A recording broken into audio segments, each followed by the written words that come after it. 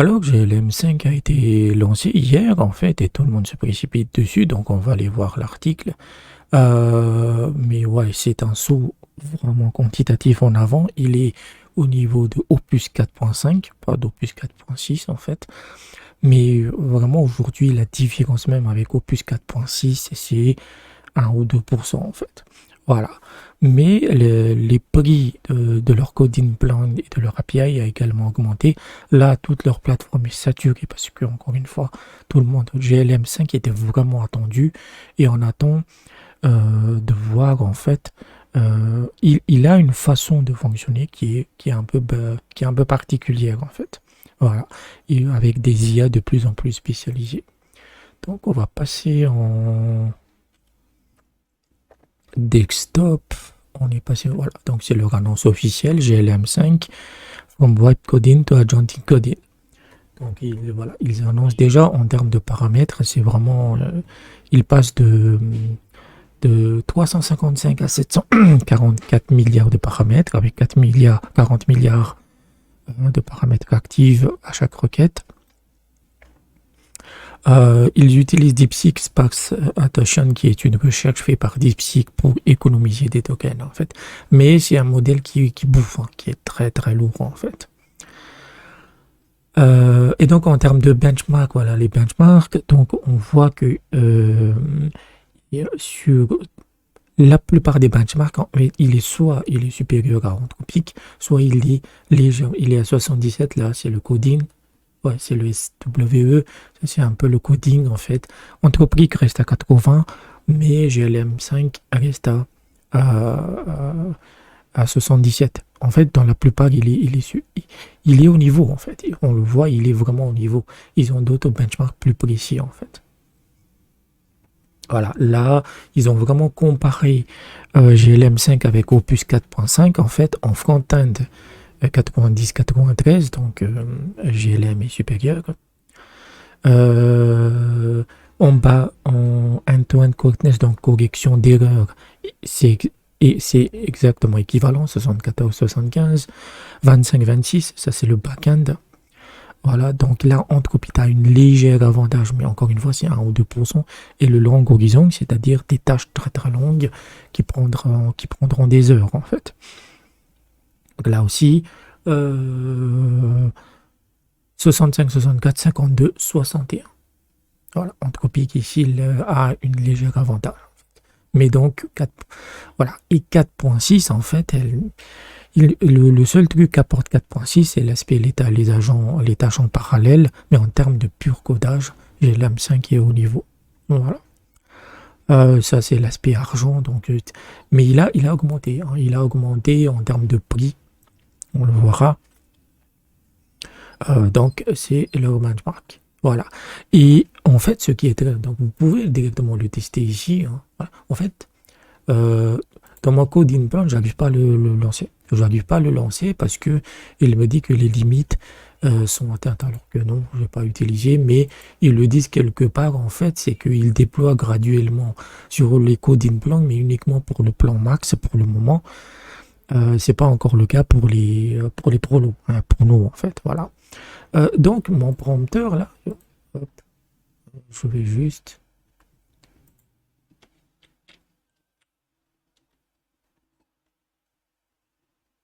On va copier ça et on va lui donner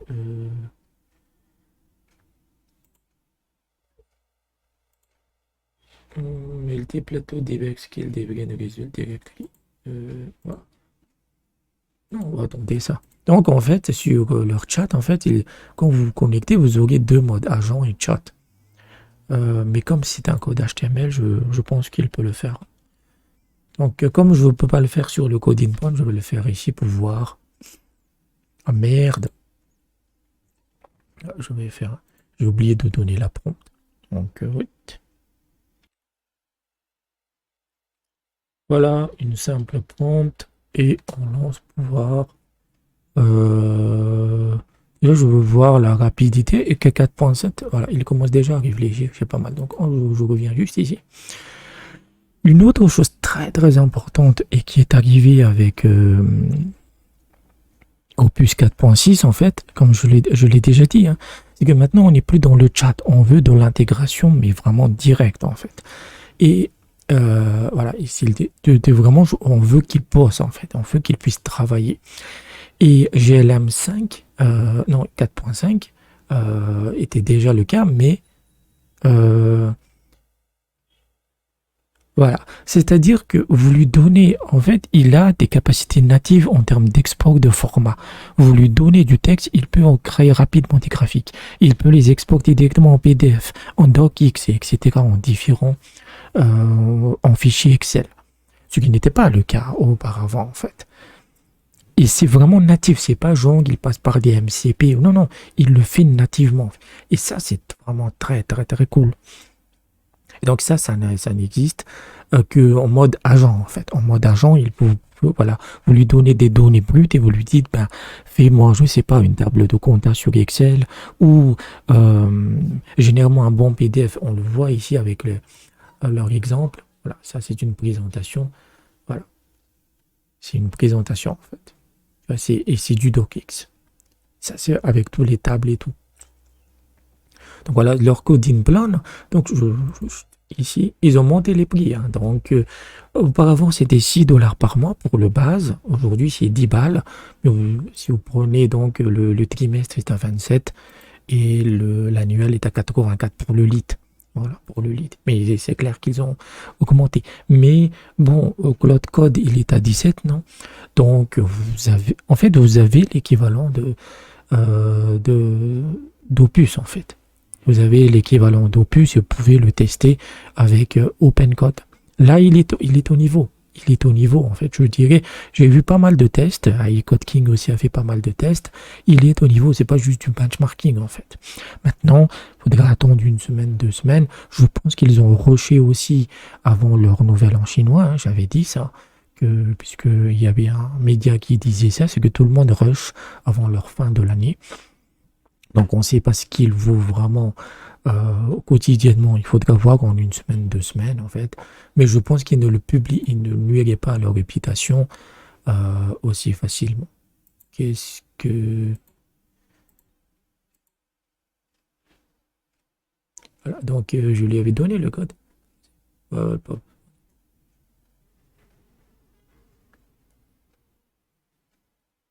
Ok.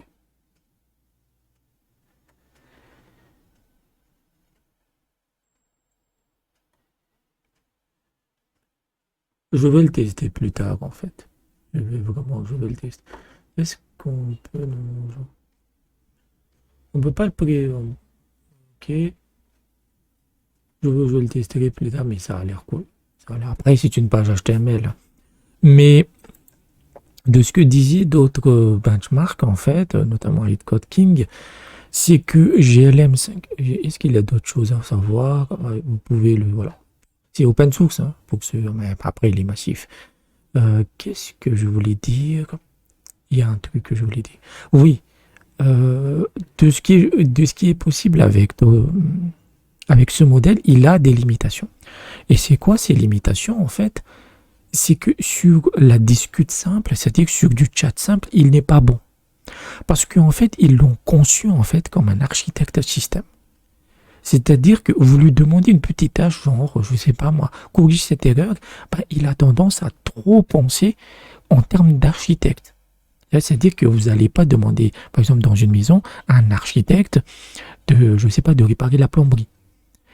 Et c'est pour ça que je dis, en fait, il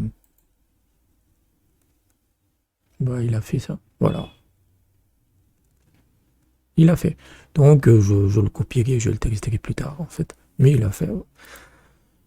Et donc, c'est vraiment un architecte. C'est-à-dire que pour le code simple, pour corriger des petites erreurs ou pour des petites applications, il va pas, en fait, il est trop bon, en fait. Il est trop bon, donc il va prendre énormément de temps parce que comme c'est un architecte système, c'est quelqu'un qui pense à tout, en fait.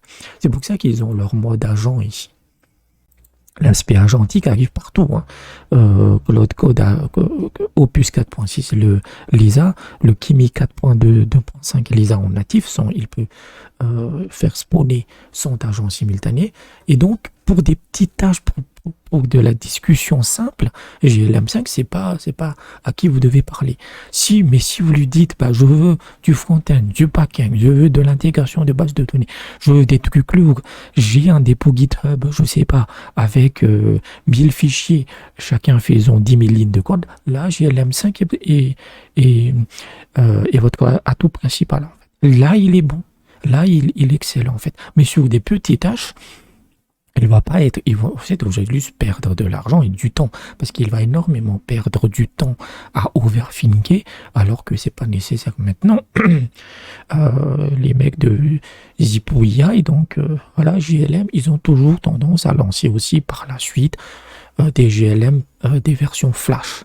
Là, puisque 4.7 Flash, je sais que ça existe, et donc je suis certain que GLM 5.flash sera utile, va débarquer peut-être dans les prochains mois, parce que là, je pense qu'ils vont prendre des vacances, ils doivent être cramés.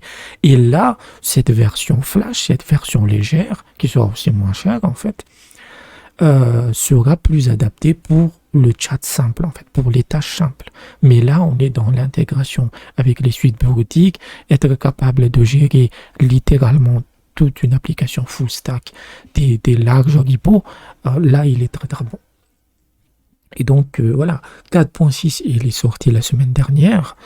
GLM5 est déjà là, en fait. On parle également de l'arrivée de DeepSeek. Moi, je n'ai pas pu le tester parce que les gens disent il y a un nouveau modèle DeepSeek sur le site officiel de DeepSeek avec un contexte de 1 million de tokens, mais pour le moment, chez moi, il est encore ancien. Donc, voilà à peu près. Je vais juste passer en... Voilà à peu près pour GLM5. Voilà, on l'attendait. Donc ça a coupé, donc il est brillant, il est là, il est lustré, mais il faudra attendre 1 ou 2 semaines avant qu'on puisse avoir vraiment les bons résultats. Parce qu'on nous avait vanté monts et merveilles avec l'arrivée de Gemini 3 Pro, et aujourd'hui il est très très très inconstant. Quand il marche, il est absolument exceptionnel, et après ça pue la merde. Voilà. Donc, on va voir les benchmarks, mais GLM n'a jamais vraiment déçu. Ils sont pas vraiment dans la hype ou autre, en fait. Et quand il marchera pour moi dans mon compte Inpalm, parce que j'ai encore quelques jours avant que l'abonnement s'arrête, donc normalement j'ai le droit de l'utiliser, peut-être demain ou après-demain. Et pour le tester, je le mettrai dans mon gros projet de Cyberplune de l'année dernière que j'ai jamais pu toucher tellement j'étais dégoûté parce que ça m'avait fait chier, j'étais épuisé pour le vibe coding. Donc j'ai essayé de le mettre en disant voilà que voilà un ancien projet, qu'est-ce que tu peux me dire là-dessus là, parce que c'est du back-end, il y a beaucoup de front-end, il y a de l'intégration IA qu'il faudrait mettre à jour puisque c'est des anciens trucs, donc on verra. Mais GLM5 est là au niveau d'Opus 4.5, ça c'est clair et net. Il le justifie aussi par le prix, l'augmentation du prix, donc autour de 10 dollars par mois. Donc l'autre code est à 17, donc c'est quasiment 2 fois moins cher. Donc on verra ce que... Voilà, DeepSeek aussi, j'espère que bientôt il va arriver. Tout le monde attend DeepSeek, tout le monde est en train d'arriver en fait. Donc voilà, c'est toujours, tout ça c'est toujours de bonnes nouvelles, toujours de bonnes nouvelles.